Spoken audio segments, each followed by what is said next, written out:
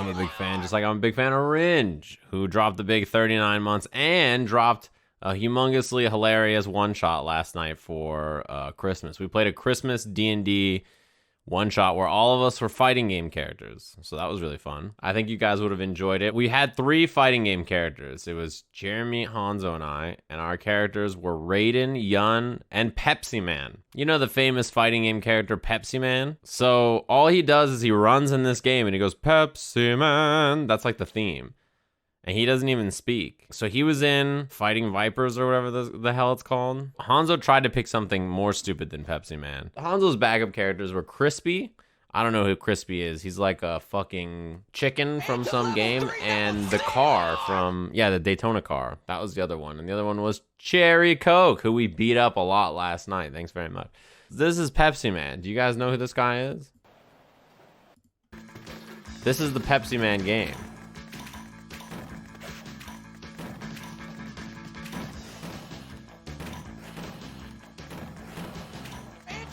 This is the game. Just like the game is Symbio, gifting the big 5 subs for Pepsiman. That's all this game is. This is it.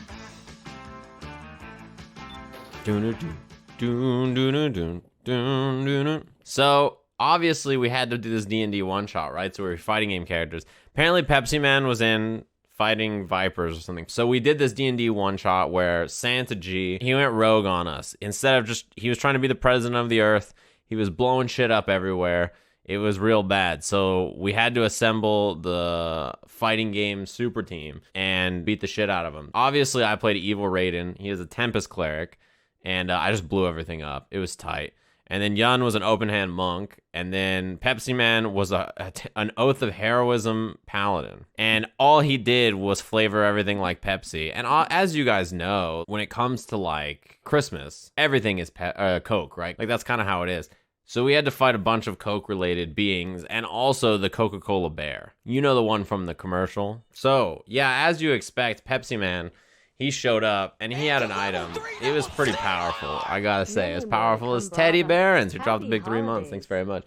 He had an item called, like, Rod of Alertness or something like that. What the Rod of Alertness does is it allows you to cast, like, Detect Good and Evil and some other spell. It's some other detect spell. And he flavored it as Detect Pepsi and Coke instead of Good and Evil. And all he did with Pepsi Man is he ran around like he was in an infinity euphoria and murdered anybody who drank Coca-Cola. That was Pepsi Man's character. That's what Hanzo did. Nobody else would come up with the shit he comes up with. And it was fantastic. And he just detected Coke anywhere. And anytime he detected Coke, he's like, I gotta go kill this guy. He drinks Coca-Cola.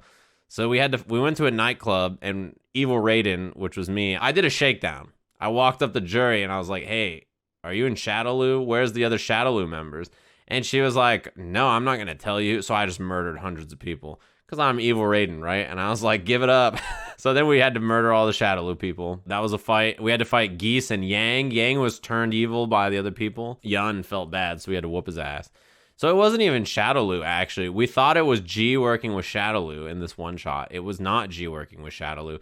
It turned out it was Shuma Gorath, like, sucking the life force out of Bison and Akuma, and then was behind everything. It was a beholder. Shuma was a beholder, so we fought beholder at the end. So we fought G, and obviously G's companion was the Coca-Cola polar bear. So, you know, Pepsi Man rushed the Coca-Cola polar bear and murdered the Coca-Cola polar bear in cold blood. And then we fought G and defeated him. And then Shuma showed up with Shuma's 2 outerworldly being allies, which was 2 rashes.